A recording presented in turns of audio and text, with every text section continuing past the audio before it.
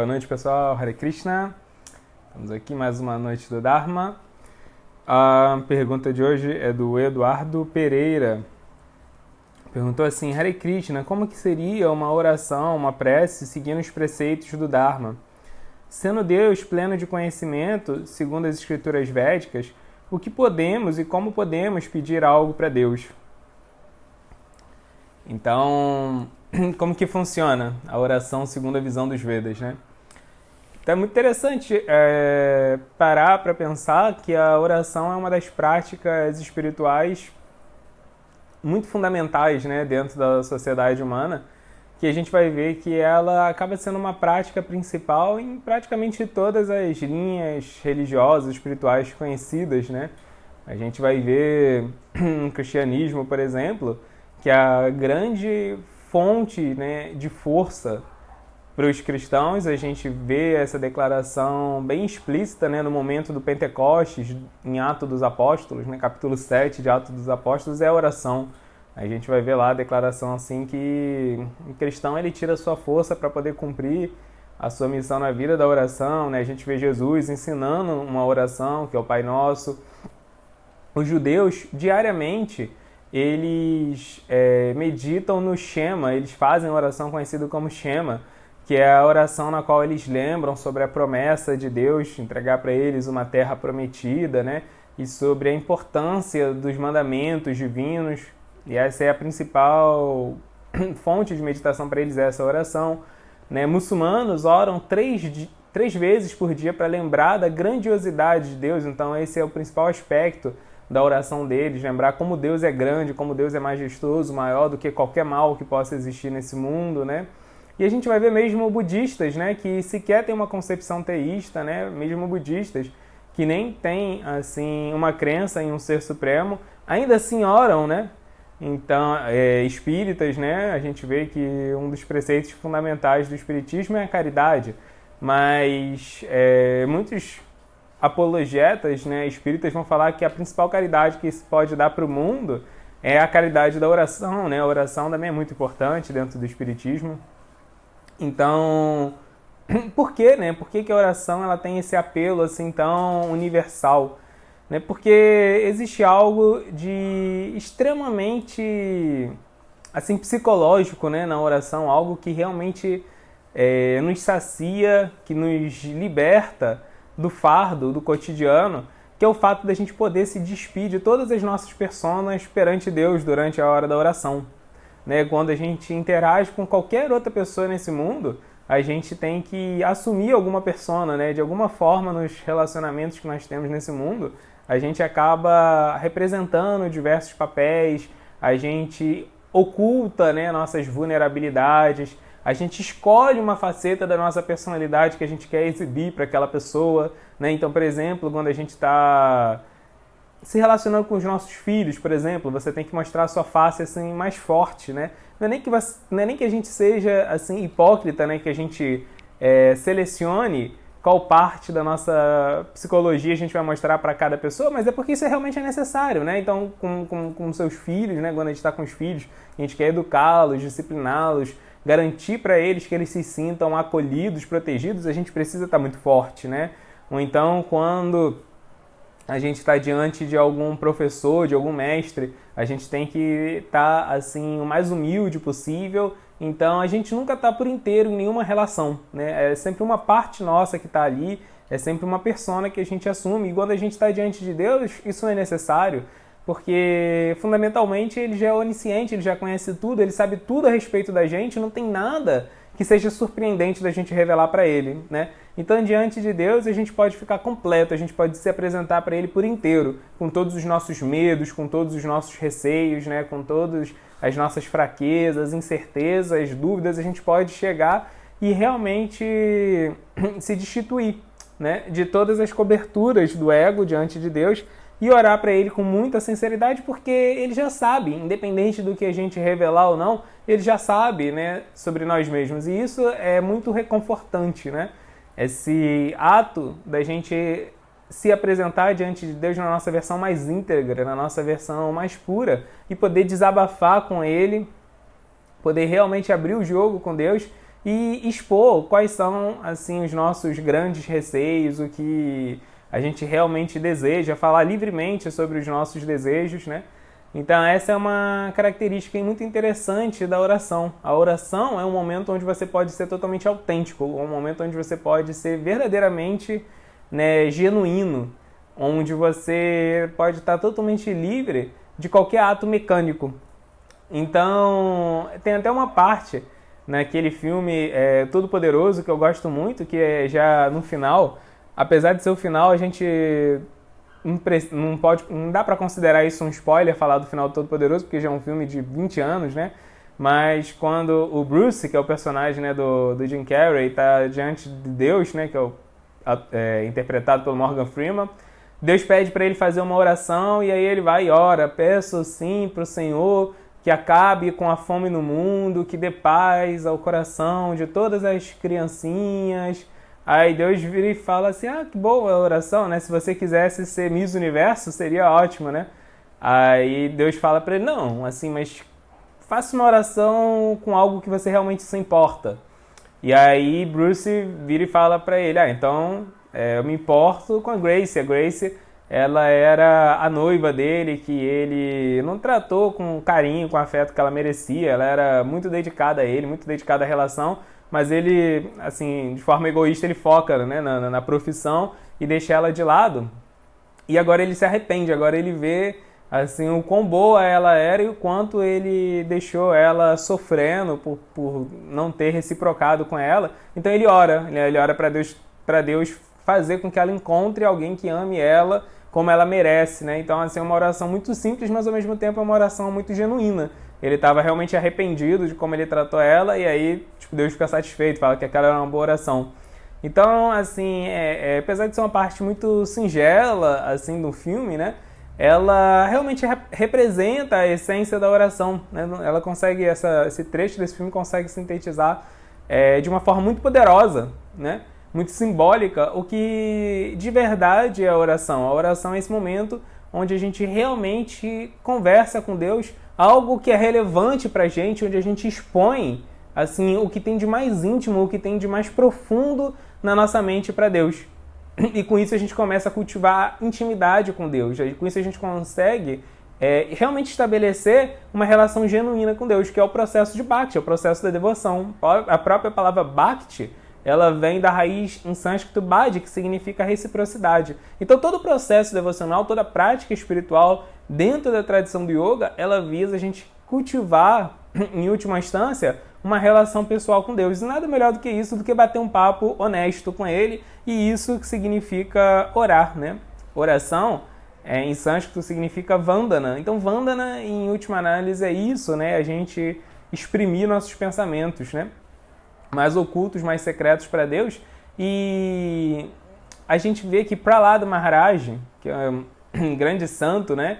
Prahlada Maharaj, ele era só uma criancinha, mas ele alcança amor puro por Deus. Ele vai explicar que tem 9 processos que são fundamentais para a gente conseguir alcançar amor por Deus, né? Então esses processos, eles são universais e eles são a essência da devoção. E aí ele explica que esses 9 processos são Shravana Kirtana, Vishnu Smarana, Padasevana, Archana, Vandana, Dasya, Sakya e Atma Nivedana, né? Ou seja, Shravana, ouvir sobre Deus, Kirtana, falar sobre Deus, Vishnu Smarana, lembrar, né, constantemente sobre Deus. Depois, Padasevana, servir os pés de Deus. Aí, depois disso, Archana, adorar a Deus. Depois, Vandana, oração, fazer orações. Aí depois, Dasya, servir a Deus. Depois, Sakya, fazer amizade com Deus. E por fim, Atma Nivedana, né? Se render a Deus. Então ele vai mostrar que a oração, ela faz parte desse conjunto, e esse conjunto, ele é totalmente interligado. Dentro desse conjunto, né, a gente vai ver que um processo, ele alimenta o outro, né, um processo completa o outro. Então, para entender o que significa orar dentro do contexto dos Vedas, a gente tem que entender essas 9 práticas do serviço devocional. Elas são chamadas, às vezes, em sânscrito, de Navavidakram. Navavidakram são essas 9 práticas devocionais essenciais, né? Então, primeiro, antes de qualquer coisa, Shravana, a gente tem que ouvir sobre Deus, a gente tem que realmente iluminar a concepção que nós temos a respeito de Deus, porque se a gente quer cultivar uma relação com Ele, temos que entender quem Ele é de verdade. Não aquilo que a nossa imaginação propõe que seja Deus, não aquilo que a nossa inteligência limitada consegue alcançar a respeito de Deus, mas a gente tem que entender Deus tal como Ele se revela. Né? Se a gente vai entrar numa relação com alguém, a primeira coisa que a gente tem que fazer com aquela pessoa é ouvir dela, né? O que ela pensa sobre a vida, o que ela tem vontade de fazer, como ela descreve a própria rotina dela. A gente não pode entrar numa relação com uma pessoa cheia de preconceitos, assim, pressupondo coisas a respeito dela que a gente inferiu a partir da nossa observação limitada dela. Não. Se a gente vai entrar numa relação com uma pessoa, a gente tem que ouvir ela, antes de mais nada. Então, Shravana, a gente tem que ouvir sobre Deus e ninguém entende melhor do que Deus, ninguém entende melhor ele do que ele mesmo, ou então do que seus devotos puros, que estão convivendo com ele de verdade, né? Estão convivendo com ele de forma dinâmica, vibrante no seu cotidiano. Então, Shravana significa que a gente vai ter a nossa consciência iluminada assim, a partir de declarações sobre a natureza de Deus, sobre assim, a visão que Deus tem, né, sobre o mundo, a partir de 3 fontes. Das escrituras sagradas, né, que são compiladas a partir de declarações do próprio Deus quando ele vem nessa terra como um avatar, ou então das declarações de grandes sábios que são totalmente iluminados por Deus, né? Então essa é uma fonte primária de conhecimento, e as outras 2 fontes de conhecimento são os sadhus, né? Aquelas pessoas que estão vivenciando a vida espiritual, que estão vivenciando assim, o conhecimento que Deus revela, e por causa disso elas já têm as próprias realizações delas, né? Elas já têm assim, as próprias conclusões, insights que elas chegaram, e que tem muito para enriquecer o nosso conhecimento, ouvir dessas pessoas, né, que já têm percepções práticas sobre o que significa a vida espiritual. E a outra fonte de conhecimento é o guru, né, o mestre espiritual, que ele vai pegar todo esse conhecimento assim, insondável que existe nas escrituras e vai saber adaptar para a nossa necessidade particular, para os nossos desafios pessoais no nosso cotidiano, porque o conhecimento das escrituras ele é tão amplo que ele acaba muitas vezes, por ser tão universal, acaba se tornando genérico, né? Então a gente precisa adaptar o conhecimento das escrituras de acordo com o tempo, de acordo com o local, de acordo com as circunstâncias onde a gente vive, e para isso a gente precisa da ajuda do mestre espiritual, né? Então isso é a primeira prática do serviço devocional, ouvir sobre Deus. E uma vez que a gente ouve, né, enquanto a gente vai nutrindo a nossa consciência com essas informações, é natural o passo seguinte, Kirtana, que a gente fale sobre Deus, né?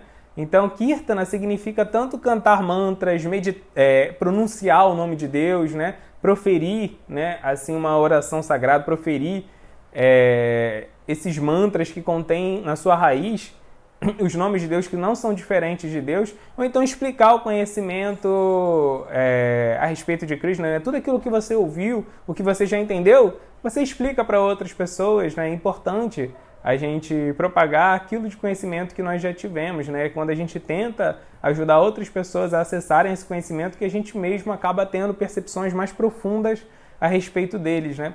Então notem, assim, Kirtana significa glorificar Deus através tanto da explicação de por que Deus é incrível, por que Deus é maravilhoso, por que é importante, por que é urgente a gente criar uma conexão com Deus, mas também significa glorificar Deus recitando, né, assim, esses mantras, esses hinos sagrados, né, que contêm o nome de Deus, especialmente nessa era de Kali. A gente já falou sobre isso, teve uma live essa semana sobre a era de Kali, né? Nessa era, o Dharma principal é cantar e meditar nos nomes de Deus. Então isso também é Kirtana, na verdade esse é o tipo mais importante de Kirtana, de glorificação de Deus.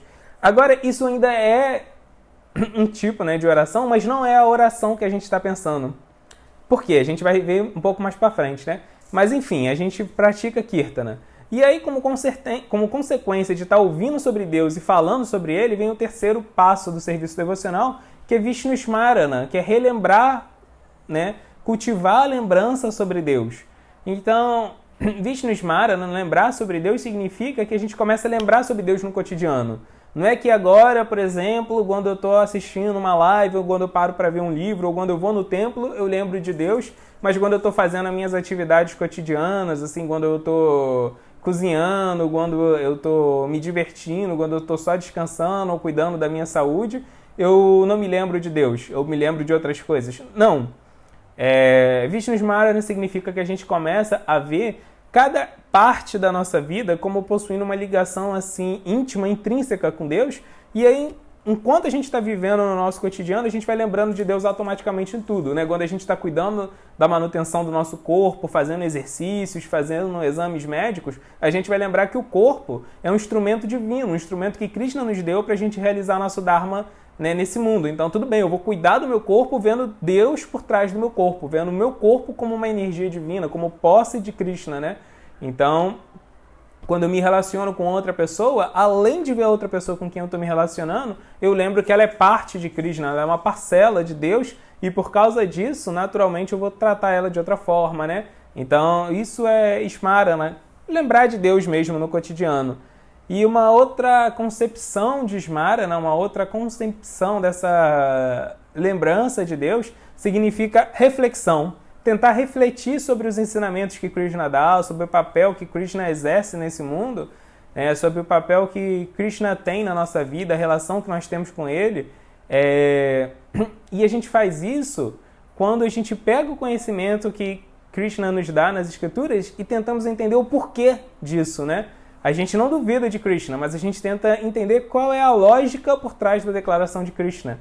Porque a gente pode aceitar muito bem as declarações que Krishna dá de uma forma dogmática. Se Krishna fala algo, tudo bem, eu posso aceitar que aquilo está certo, né? E legal, isso é bom, mas isso ainda é muito superficial. Então a gente pode fazer essas reflexões mais profundas. Eu quero entender por que Krishna disse isso, né? Como eu aplico isso no cotidiano, né? Qual é a essência mais profunda desse conhecimento.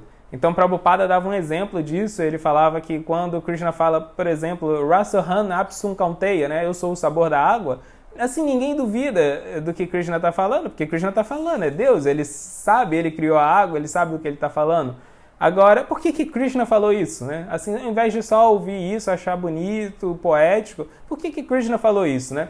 Então isso é um tipo de reflexão que à medida que a gente vai fazendo isso, a gente vai entendendo cada vez mais a essência do conhecimento, e aí esse conhecimento vai se tornando cada vez mais prático, e aí por causa disso a gente vai lembrando de Krishna no cotidiano.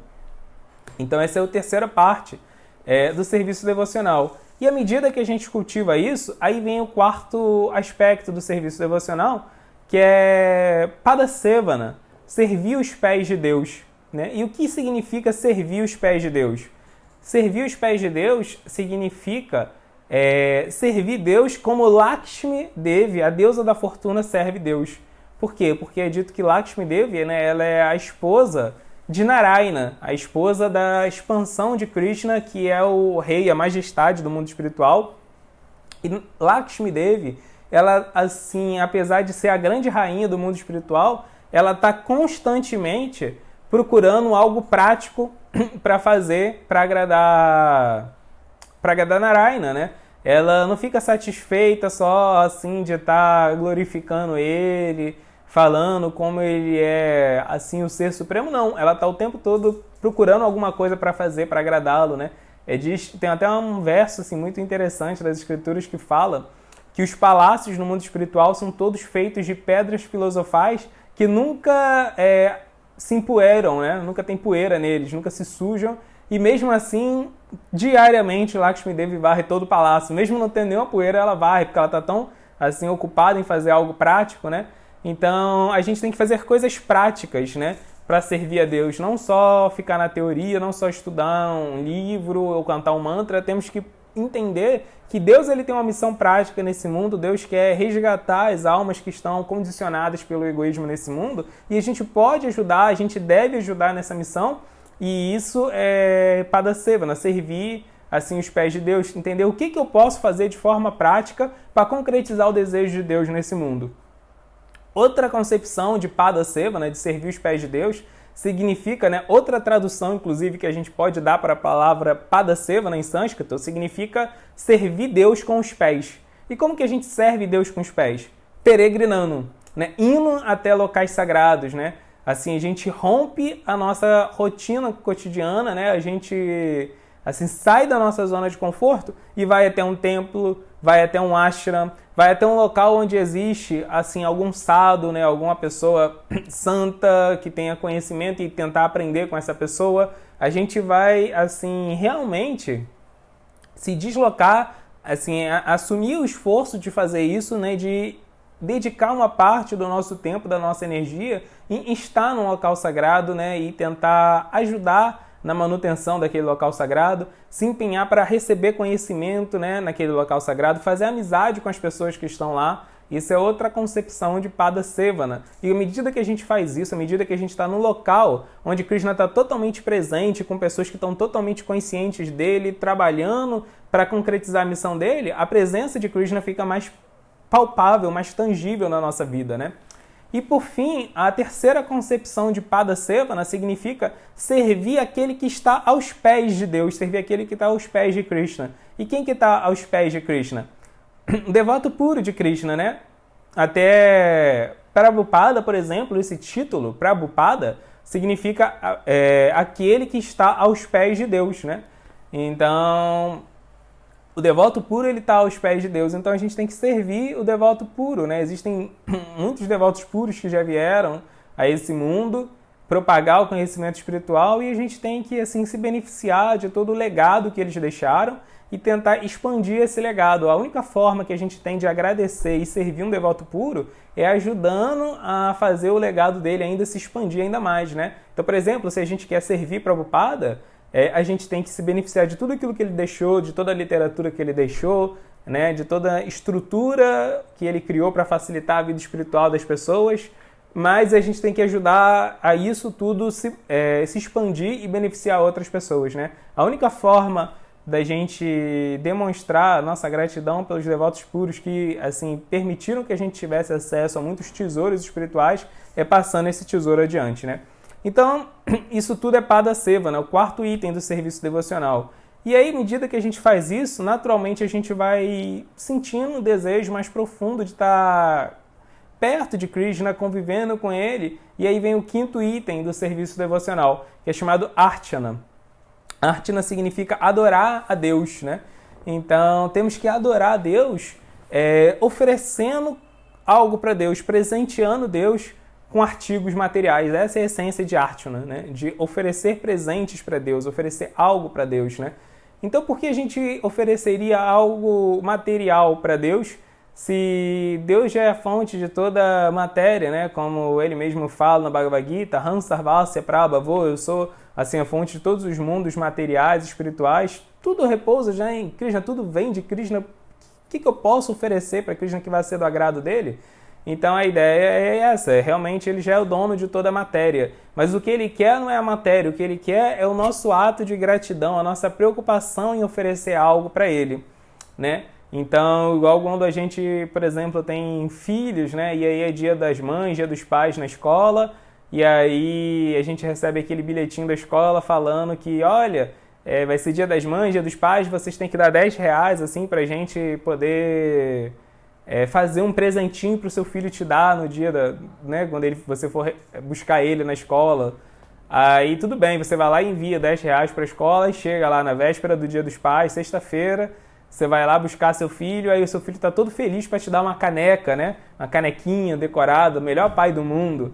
Assim, legal, você fica muito feliz, caramba, você se derrete todo quando você vê o seu filho ali rindo com aquela caneca na mão, mas não é pela caneca, porque a caneca foi comprada com seu dinheiro, você nem precisava daquela caneca, muitas vezes você nem gosta do modelo da caneca, a caneca custou R$7, a escola ainda embolsou R$3 de cada aluno, assim, né, não teve vantagem nenhuma na caneca. O que deixou você feliz foi o filho, né, tá todo contente em te presentear, você fica feliz de saber que seu filho gosta de te dar um presente, né? E por que um pai se sente feliz quando ele recebe um presente do filho? Não é que ele cuidou do filho, que ele perdeu noites assim, ficou noites em claro, cuidando dele quando ele estava com febre, trocou um monte de fralda, tudo, para no final ele ser presenteado. Não é para isso.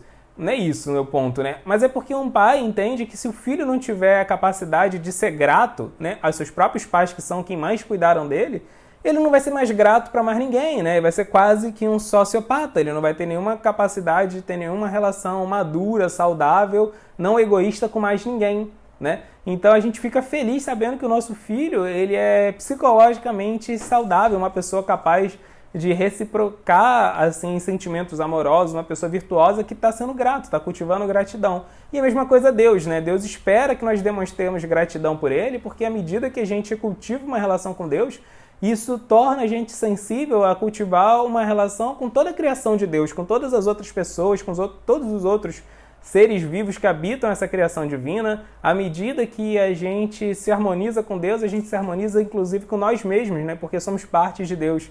Então Deus espera gratidão da nossa parte, porque isso é saudável para que a gente possa ter relacionamentos puros, harmoniosos, equilibrados com os outros seres que também são criaturas divinas, né? Então isso é Archana, é o quinto processo de serviço devocional, né? Oferecer coisas para Deus, oferecer nossa alimentação para Deus, né? Adorar a deidade de Deus e lembrar que Deus é o Senhor da matéria, tudo que existe no mundo material pertence a Deus, né? Então isso, esse intercâmbio, né, com Deus no cotidiano, à medida que a gente vai fazendo esse processo de Archana, de oferecer coisas materiais para Deus, a gente vai cultivando o desejo de realmente ter uma relação pessoal com Deus. E aí, para esse processo, existe o processo de adoração à deidade, né, dentro dos Vedas. Então, tem ali uma forminha de Deus feita a partir de elementos materiais, como pedra, bronze, né? Porque se tudo é energia divina, Deus pode habitar em tudo, né? A gente pode fazer uma casa de pedra, uma casa de metal para a gente morar. Por que Deus não pode morar na deidade? Por que a deidade não pode ser Deus? Se é tudo energia divina, né? E aí a gente vai cultivando aquela relação com Deus, a gente vai adorando Ele mesmo, né? E aí quando a gente adora Deus, a gente vai começando a entender Ele melhor. Imagina todos esses processos de ouvir sobre Deus, explicar para Ele, para outras pessoas, lembrar dEle no cotidiano, aí servir Ele de forma prática, peregrinar até o local onde tudo lembra Deus, servir os devotos de Deus, adorar Deus oferecendo a matéria para Ele, tudo isso vai dar bagagem para a gente poder se sentir muito à vontade com Deus e chegar ao ponto de Vandana, de chegar ao ponto de orar sinceramente para Deus, de orar com total espontaneidade, de orar com assim total abertura, né, reciprocidade com Deus. Então, assim, a oração, na verdade, ela, para ser completa, para ela ser realmente plena, ela precisa de todos esses outros itens, né, para chegar até nela. Então a oração ela faz parte de todo um processo devocional. Se a gente não tem toda essa bagagem, a gente pode orar, devemos orar se a gente não tem toda essa bagagem, só que a nossa oração provavelmente não vai ser assim uma oração totalmente completa, porque a gente vai estar orando, né, conversando, dialogando com Deus, mas a partir daquilo que nós concebemos ou esperamos a respeito de Deus. Então, por exemplo, a gente vai ver que tem pessoas que nas orações delas, elas só sabem pedir para Deus ajudarem elas a ter mais tranquilidade na vida, curarem elas de alguma doença, e tudo bem, né? Deus é o nosso Pai, ainda que isso não seja uma oração totalmente, assim, pura, né? É uma oração honesta, é uma oração genuína. Se a gente tá aterrorizado com algo, a gente tem que pedir ajuda para Deus mesmo. Isso está tudo certo, mas não só isso, né? Porque imagina uma relação onde a pessoa só fica o tempo todo te pedindo coisas. Imagina que você tem um filho e o filho todo dia pede: pai, me dá uma mesada, pai, me leva no cinema. Mas assim, ele nunca pergunta: pai, você quer um suco? Pai, você está precisando de ajuda para guardar as compras? Nunca pergunta nada. Assim, só pede o tempo todo, né? Então, assim, se a gente vai direto para esse processo de Vandana, de oração, mas não tem todo esse background, provavelmente a nossa oração ela vai ser muito limitada, ela pode até ter um viés materialista, porque a nossa relação com Deus em si é limitado, porque o nosso conhecimento a respeito de quem Ele é muito superficial, se a gente não tem todo esse background, né? Então, isso é o ponto, né? Para a gente ter uma oração completa, para a gente poder se mostrar íntegro perante Deus, que é o objetivo principal da oração, é importante todo esse escopo até chegar aqui. E agora, o que deve ser o objeto da nossa oração? Como a gente já falou, a gente tem que estar totalmente à vontade e realmente falar com Deus aquilo que a gente julgue necessário, né? Temos que ser honestos perante Ele, mas, em última análise, o que a gente mais deveria pedir para Deus, o que nós realmente temos que pedir para Ele, é aquilo que nós realmente precisamos. E o que nós realmente precisamos é amor puro. suprema, né? Amor puro por Deus, amor puro por todas as criaturas que fazem parte de Deus, o desejo de servir Deus de forma sincera, o desejo de servir o mundo. Essa é a essência do Dharma, né? Essa é a natureza real da alma. A alma, ela foi feita para servir. Então, depois desse 6º serviço devocional, que é Vandana, que é a oração, tem mais 3 serviços devocionais, né? Que são Dasya. Dasya é o desejo, Dasya, a palavra Dasya significa servidão. Então, Dasya é o desejo da gente pôr de lado as nossas necessidades e anseios egoístas e a gente entender o desejo de Deus, né? Então, a gente está querendo, assim, se livrar realmente dos nossos desejos que nos prendem a esse mundo material, né? Cultivarmos desapegos e entendermos genuinamente qual é o desejo de Deus e como eu posso ajudar para manifestar esse desejo de Deus, né? Então, isso é Dasya. Esse é o 7º serviço devocional. Aí depois vem o 8º serviço devocional, que é Sakya. Sakya significa amizade, né? Então, amizade significa realmente isso, né? Ter uma relação íntima, amistosa com Deus, a ponto de que o que 2 amigos fazem juntos, né? A ideia de amizade é que a amizade é aquela relação assim, onde ambos cooperam, num sentido que não é tão hierárquico, né? Não é tão hierarquizado. Amigos, né? Na relação de amizade, as necessidades de ambos são igualmente importantes, né? Então, uma vez que a gente praticou Dasya, que a gente praticou essa servidão a Deus, que a gente pôs de lado nossos desejos egoístas para poder entender o desejo de Deus, o que vai acontecer é que em nós ainda vai sobrar desejos, só que desejos no modo da bondade. Esses desejos, eles são pessoais, eles são desejos particulares, eles são desejos que dizem respeito a nós. Nem necessariamente dizem respeito a Krishna, não necessariamente dizem respeito ao Dharma, mas eles também não são assim contrários ao Dharma, não são contrários à vida espiritual, eles só são desejos pessoais nossos. Mas porque eles estão no modo da bondade, eles podem ser conciliados com os desejos de Krishna. Então isso é Sakya. Entender como o nosso desejo pode se compatibilizar com o desejo de Krishna e se unirem para um propósito maior. Então Krishna pode, por exemplo, querer que nós propaguemos a mensagem a respeito de consciência espiritual. E o meu desejo particular, por exemplo, pode ser o desejo de ser um escritor. Tudo bem, são 2 coisas que eu posso compatibilizar. Eu posso escrever livros que vão me satisfazer, porque o meu desejo é ser um escritor, e livros que vão, assim, tornar as pessoas mais sublimes, que vão provocar nelas reflexões sobre a vida espiritual, que é o desejo de Krishna. Então esse é o 8º serviço devocional, Sakya. E por fim, o 9º serviço significa Atmanivedana. Atmanivedana significa rendição completa a Deus. E o que significa rendição completa a Deus? Significa que a gente chega no estágio onde todo o nosso prazer, toda a nossa felicidade, toda a perspectiva que a gente tem de se sentir completo é totalmente projetado na relação com Krishna. Então a gente se entrega totalmente a Deus porque a gente só consegue se sentir feliz, a gente só consegue se sentir pleno quando a gente está se relacionando com Ele. Isso significa rendição de verdade. Rendição não significa um desapego artificial onde a gente finge que a gente não liga para coisas mundanas, simplesmente porque a gente é muito apegado a elas e não pode estar próximo delas, senão a gente vai acabar sucumbindo a tentações. Não, assim, a essência de Atmanivedana, de rendição a Deus, é só sentir prazer em Deus, né? Então, o que tem que ser o objeto supremo da nossa oração? Qual é a meta última da oração? É orar por essas 3 coisas. É orar por Dasya, a possibilidade de servir a Deus, orar por Sakya, né? Orar para criar intimidade, amizade com Deus, e orar por Atmanivedana, pela oportunidade de se render a Ele, né? Então, servir, ser amigo dele e render-se a Ele, né? Essas são as 3 metas da oração segundo os Vedas. E como nós aprendemos a orar de forma correta? Prabhupada falou que tem 2 coisas que nós devemos fazer. Uma é praticar, devemos orar todos os dias a gente deve conversar com Deus, mesmo que a gente pareça incoerente, mesmo que a nossa oração seja um pouco mecânica, temos que orar. Deus vai ficar satisfeito com isso, né? É claro que a gente tem que se aprimorar, orar é uma arte, né? Então a gente tem que estar cada vez praticando mais para poder fazer isso de uma forma mais pura, mais consciente, mas a gente tem que praticar. Igual quando, por exemplo, os nossos filhos estão aprendendo, uma criança está aprendendo a falar, quando ela fala as palavras assim, tudo errado, sem muito nexo, mas ela está se esforçando para tentar aprender, os pais, os avós acham aquilo muito divertido, acham muito engraçado. Assim, não tem muito sentido, não cumpre um papel prático, mas assim, é agradável para os pais ver, né, que o filho está se esforçando para aprender a falar. Então tudo bem, mesmo que a nossa oração não seja das mais puras, Krishna pelo menos vai ficar satisfeito de ver que a gente está tentando. Então Prabhupada falou que a primeira coisa, a gente tem que exercitar. Assim, não faz sentido vida espiritual sem oração constante, né?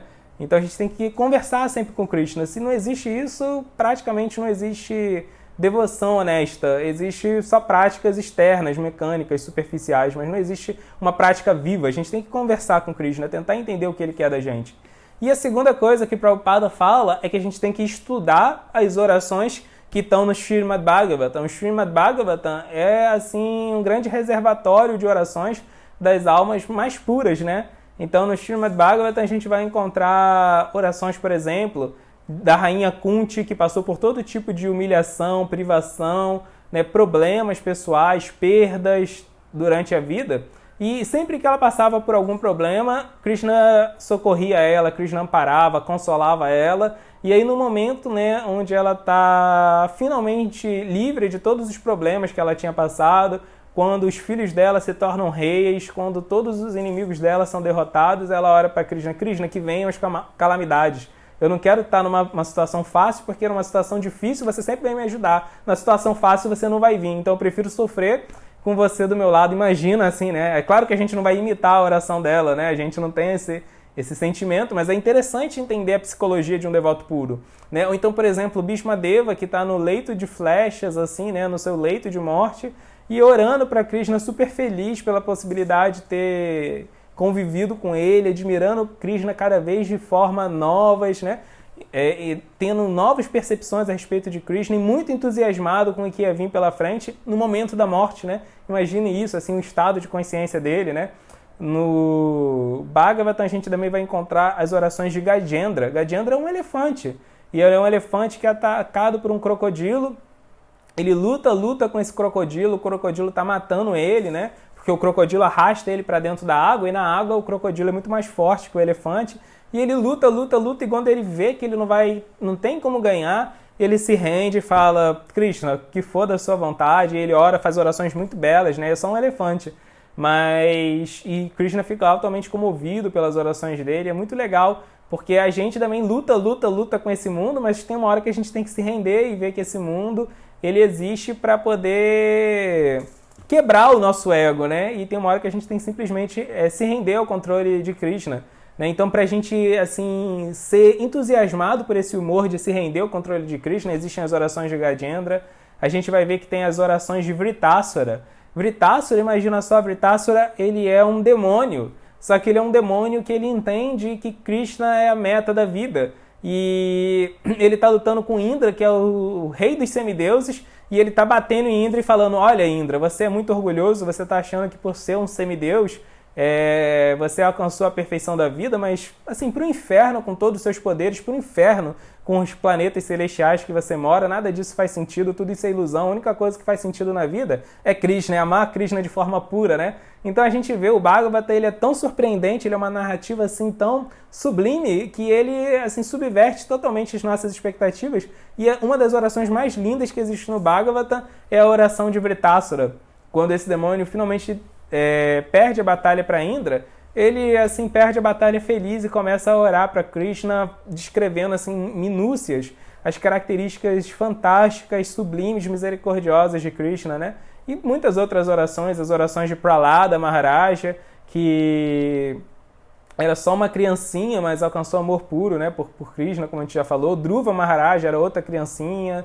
Então, orações assim muito belas, né? Tem até as orações dos Vedas personificados, né? Então, os Vedas, a essência do conhecimento, assumem formas humanas e oram para Krishna. Então, assim, o Bhagavad tem esse tesouro de orações. A gente deve, né, Prabhupada falou, pegar essas orações, repeti-las, estudá-las, tentar entender qual era o humor, qual era a personalidade, qual era a percepção prática a respeito de Krishna que cada uma daquelas grandes almas tinha. E com isso a gente vai aprender também a orar para Krishna de forma pura, né? Tem certas coisas na vida que a gente só aprende de forma tácita, né? Só aprende vendo outra pessoa que já sabe fazer, fazendo. Só a teoria não é suficiente. E orar é uma dessas coisas, né? A gente não adianta só entender a teoria da oração para orar de forma pura. Para orar de forma pura, a gente tem que ver como os devotos puros oraram, né? Então é isso, pessoal. Perguntas, comentários? Sim, tem uma pergunta da Leisure e um comentário meu. Foi. Então vamos ver aqui. Lilesver, e aí Lilesver, tudo bem? Boa noite. Quando você fala da nossa relação com Deus, que podemos ser completamente autênticos, etc., essas pessoas que assumimos também não estariam presentes nesse momento, porque também podemos assumir certas imagens para nós mesmos. Nem sempre estamos em contato com o nosso lado honesto, sincero, para poder utilizá-lo na nossa relação com Krishna. Você poderia comentar sobre isso?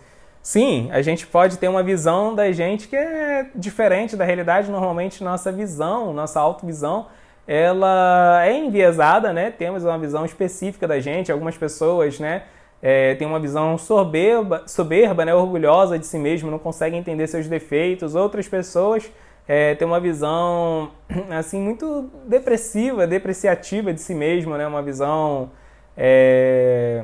que é fruto de baixa autoestima.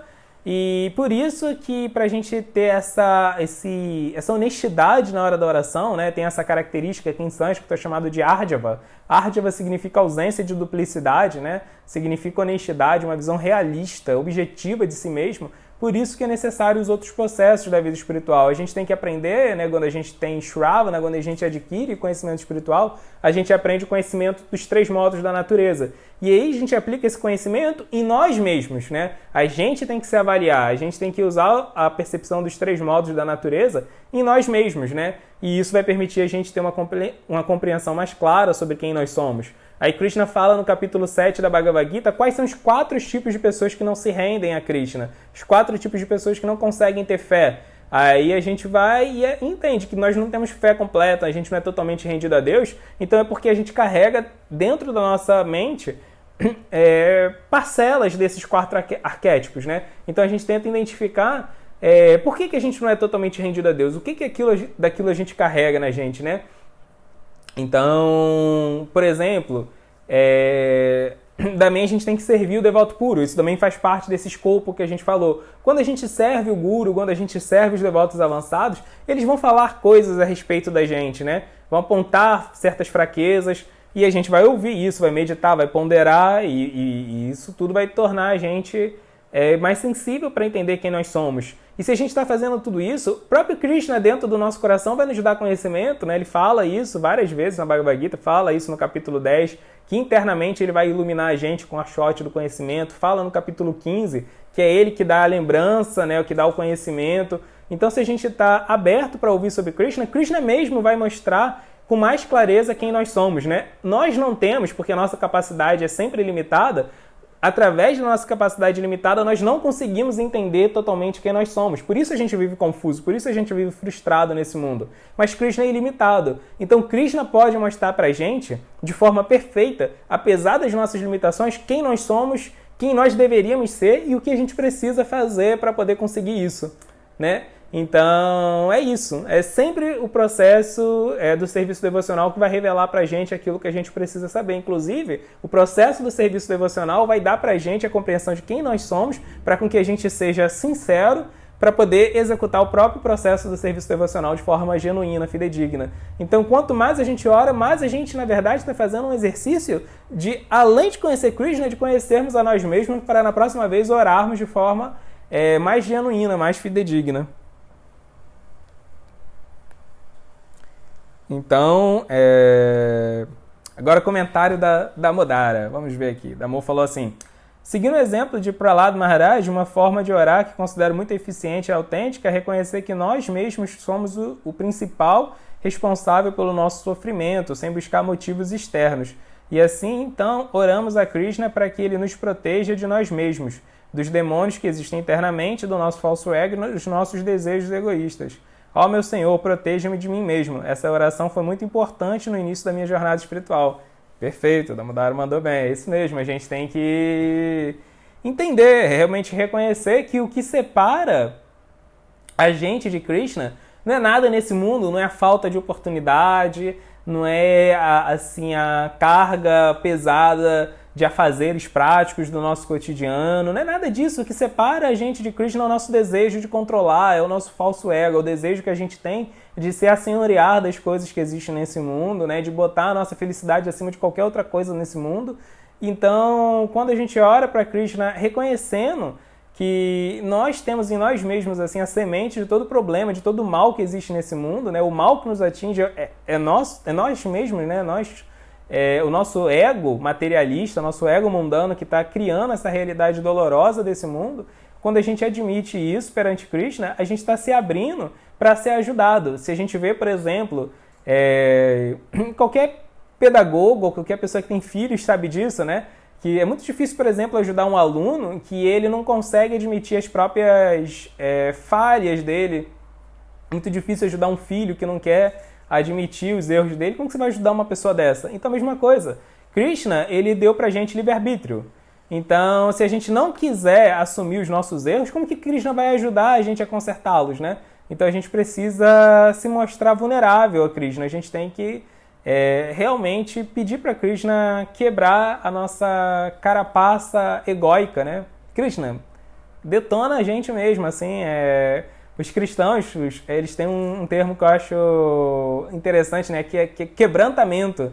Eles falam assim que quando eles estão orando, eles estão pedindo para Deus quebrantar o coração deles. É uma expressão exótica, mas eu acho interessante, né? Que a ideia de realmente quebra o meu ego, despedaça o meu ego, mostra as minhas falhas, me torna consciente dos meus erros, né? E Krishna faz isso durante o nosso processo de serviço devocional. Coisas vão acontecer para a gente entender nossos erros. E por que uma pessoa não avança seriamente, mesmo fazendo muitas práticas externas? Porque quando aparece essa oportunidade de reconhecer os erros, ela não faz isso. Ela quer entender, né, por que as pessoas estão achando que ela está errada se ela não está, né? Então, isso que impede alguém de avançar. Então, muito bom comentário da Damodara. Ashwini, amanhã é sua pergunta, Ashwini. Com o passar do tempo e com as práticas espirituais, é possível para nós dissolvermos essas personas e permanecermos nós também em uma forma pura? Então, é isso aí que a gente falou. A pergunta da Lilesvar, o comentário da Damodara e essa pergunta foram uma encaixando na outra, assim, né? Tem todas a ver, né? Na verdade, é isso. Esse é o objetivo do serviço devocional. O objetivo do serviço devocional é a gente romper com essa persona criada pelo ego, né, chamado Ahankara. A palavra Ahankara significa em sânscrito eu que faço, né? Eu faço. Então a gente acha que é a gente que está fazendo, acontecendo nesse mundo, eu que sou o controlador, eu que sou assim, a pessoa importante nesse mundo. E aí a gente tem que assumir a nossa forma verdadeira. E aí qual é essa forma verdadeira, né? A forma falsa que nós temos, o ego falso, chama-se Ahankara, eu faço. E a forma espiritual, Chaitanya fala que se chama Kinkara. Kin significa o quê? Então, Kinkara é o que eu faço. Então, você pergunta para Krishna o que eu faço, né? Ao invés de você achar que você que faz, não, você sabe que Krishna que faz e que você é um instrumento dele. Então, você pede para Krishna, Krishna, o que eu faço? O que eu tenho que fazer? Qual é a missão da minha vida? Porque essa missão pode ser difícil, essa missão pode ser dolorosa, mas eu vou fazer. Mas me fala primeiro o que eu faço. Então, o processo de orar também significa o processo de se tornar maleável para que Krishna pegue você e use você como instrumento dele. O que eu tenho para fazer? Onde que eu tenho que ir? Né? Com quem que eu tenho que falar? O que for para fazer, eu faço, mas me deixa saber o que eu tenho que fazer.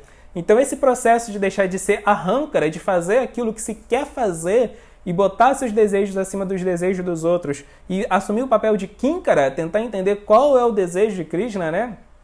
Senhor, fazei-me instrumento de sua paz, né? Essa igual a oração assim, de São Francisco, isso é a base do serviço devocional. E a oração, qualquer oração, ela deve ter esse humor, né? Ela deve ter essa essência. Girivaradari. Mas como estudar essas orações com a consciência correta? Elas parecem muito além da minha realidade. Então, assim, acho que é o mesmo ponto assim, que a gente já está falando, né? Para a gente poder orar essas orações com a consciência correta, é que as duas coisas se alimentam. À medida que nós fazemos coisas práticas nesse mundo, né, a gente também vai estar se tornando apto, vai estar se tornando puro para poder orar. E quanto mais a gente ora, mais apto a gente está para poder fazer serviços práticos nesse mundo. Então a gente tem que servir, porque na medida que a gente serve, na medida que a gente faz coisas práticas, a gente vai passar por situações onde os nossos erros vão ser apontados, situações onde a gente vai passar inevitavelmente por frustrações, humilhações, decepções. Como a gente vai lidar com tudo isso, vai naturalmente purificar a nossa consciência, se a gente lida com tudo isso com conhecimento espiritual, né? A gente vai passar por situações que a gente vai se sentir desamparado nesse mundo. E a rainha Kunti, ela fala que uma pessoa ela só ora de verdade, ela só ora de forma genuína quando ela está desamparada. Quando a gente está se achando, poxa, eu sou inteligente, eu estou entendendo, né? Assim, o conhecimento espiritual, eu sou austero, eu sou disciplinado, você ora para Krishna com aquele meio que sentimento um pouco de orgulho. Nossa, Krishna, olha só como eu estou avançando. Mas quando você tenta cumprir sua missão nesse mundo, você vê que sozinho você não consegue não, que é Krishna mesmo que tem que mexer os pauzinhos para você viver o seu Dharma. Então sempre que a gente tenta viver nosso Dharma, a gente vai bater com a cara na parede muitas vezes, a gente vai inevitavelmente reconhecer as nossas fraquezas. Uma pessoa que ela tem soberba, que ela tem orgulho, é porque ela não está vivendo o Dharma dela. À medida que a gente vive o nosso Dharma, a gente vê o quão pequeno a gente é, o quão grande a nossa missão é, e que sozinho a gente não tem capacidade, possibilidade nenhuma de completar esse Dharma, e aí a gente se torna rendido para Krishna, né? Então, para a gente poder orar com sinceridade, orar com essa consciência pura, mesmo a gente sendo impuro, a gente tem que realmente servir de forma prática, realmente servir, assim, se sujeitar a participar do Dharma, da missão que Krishna criou para a gente. E isso, inevitavelmente, vai fazer a gente reconhecer nossas fraquezas, nossas limitações. E até como a Damodara lembrou, assim, os nossos lados demoníacos, assim, o que tem de pior na gente, a gente vai ver que isso é um empecilho para o nosso progresso. E a gente vai falar, Krishna, me ajuda a purificar isso aí que eu não estou conseguindo, não. Posso fazer um comentário com relação a isso? Quando a gente começa a orar realmente fervorosamente, normalmente passando por uma situação já difícil, e aí as coisas parecem que pioram, mais difíceis, você sofre mais, você perde pessoas se afastam, você perde coisas, e aí muitas pessoas não entendem que isso é um processo importante para você desenvolver ou aprender algo, desenvolver humildade, principalmente se você é orgulhoso, e aí as pessoas nesse momento parece que se arrependem ou não entendem que o desejo dela, que a oração delas foi atendida. Isso é verdade mesmo, né? O nome de Krishna é Hari, aquele que leva, né? Então, quando a gente pede para Krishna levar, assim, para Krishna nos proteger, Krishna leva aquilo que tá fazendo mal pra gente, né? Só que muitas vezes Krishna leva isso de um jeito que a gente não entende, porque a gente quer o melhor dos dois mundos, né? A gente quer continuar fazendo coisas egoístas e ao mesmo tempo a gente quer ser feliz. Aí Krishna tira a possibilidade da gente fazer coisas egoístas, tira as relações que estavam atrapalhando a nossa vida espiritual, tira o conforto que estava assim impedindo a gente de crescer, tira, né, assim, às vezes alguns sonhos materiais que a gente tem que estava distraindo a gente, pra gente poder ser feliz, pra gente poder se render a ele. Aí a gente fala, poxa, mas e agora, assim, né, não fiquei frustrado, né, tudo deu errado, mas Krishna levou, Krishna é Hari, aquele que leva aquilo que atrapalha a nossa vida espiritual, só que a gente gosta das coisas que atrapalham a nossa vida espiritual, então a gente, assim, fica às vezes frustrado com o resultado da nossa oração, mas Krishna é sábio, né, ele protege a gente, só que a forma com a qual ele protege a gente é algo que só ele entende, porque só ele entende o futuro, só ele sabe as consequências das nossas ações e das ações deles, né. Então agora, tem aqui uma da Thelma. E aí, Thelma, tudo bem? Pode-se dizer que essa prática é tapasya? Então, tapas significa isso, né? Tapas é essa austeridade de fazer aquilo que é bom, mesmo que você não queira fazer aquilo. E de não fazer algo que você gosta, mesmo que, né, porque aquilo é ruim, mesmo que você goste, você não faz, se aquilo é ruim. Então, orar, né, na verdade, qualquer prática do serviço devocional pode ser feito com esse espírito de tapasya, quando a gente assume isso como uma disciplina espiritual. Vou fazer, mesmo que hoje eu não esteja me sentindo bem, mesmo que, assim, hoje eu não esteja com vontade, vou fazer, mesmo que as situações não estejam favoráveis, vou fazer. Né? Então, todo o serviço devocional que a gente falou hoje, aqui Shravana, Kirtana, Smara, né? Falar sobre Deus, ouvir sobre Deus, lembrar de Deus, servir Deus de forma prática, servir o devoto de Deus, tudo isso pode ser feito com o espírito de tapaça e com certeza oração também, né? Vou orar para Deus, vou separar uma parte do meu dia para ter uma relação de qualidade com Deus, para falar para Ele o que eu estou pensando, falar para Ele das minhas ansiedades, falar para Ele dos meus projetos pessoais, pedir para Ele o feedback dele, confirmar se eu estou fazendo o que eu deveria estar fazendo. Vou fazer isso, mesmo que eu esteja com o dia lotado, mesmo que eu não esteja a fim de ser sincero, né, para Deus hoje, mesmo que eu esteja com vergonha do meu egoísmo, mesmo que eu esteja com tudo isso, vou fazer, né? Vou fazer todo dia, sim. Então, sim, a oração ela pode ser feita com esse espírito de tapácia, de austeridade, né? Vou fazer o que deve ser feito. Ashwini, de novo, um comentário. A prática diária com a Japa Mala, sabendo o significado do mantra, me ajuda bastante nesse ato da oração. Às vezes, quando não sabemos exatamente o que dizer ou o que pedir. Então, é exatamente por isso, né, que o Kirtana é diferente do Vandana, né? Ou seja, essa meditação com a japa, com o mantra, ela é Kirtana, né? A gente glorifica a Deus com com uma oração que já é pronta. Então, quando a gente não sabe o que pedir, quando a gente está precisando de inspiração, então a gente faz o Kirtana. O Kirtana é essa glorificação. A gente ora para Krishna do jeito que Krishna nos ensinou a orar. Né? E essa é a oração mais importante que existe mesmo, o Kirtana, né? O Kirtana é a oração mais importante. Então, Krishna mesmo veio nesse mundo na forma de Chaitanya, do seu avatar mais misericordioso, para ensinar a meditação no mantra Hare Krishna, para ensinar a meditação na japa. Então, a gente ora para Krishna do jeito que Krishna nos ensinou. Jesus também fez isso. Ele falou, olha, ora com o Pai Nosso, assim, né? Tipo, ele ensinou uma oração. Então é muito interessante, quando a gente ora como Krishna nos ensinou, ou como o devoto puro de Krishna nos ensinou, isso é Kirtana, a gente está glorificando Krishna. E isso é a oração mais importante. Só que também tem essa outra oração Vandana, que a gente ora da forma, né, que nós achamos que devemos orar, porque aí a gente está orando com a nossa subjetividade, é pessoal, né? A gente está cultivando a nossa parte nessa relação com Krishna, né? Então isso também é importante.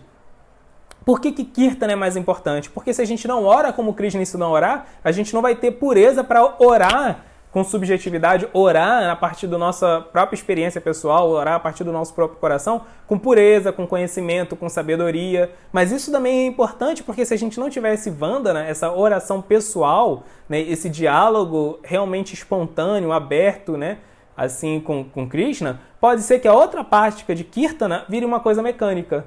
Você não tem essa percepção da relação prática realmente com Krishna. Intimidade, né? Não desenvolve intimidade, exatamente.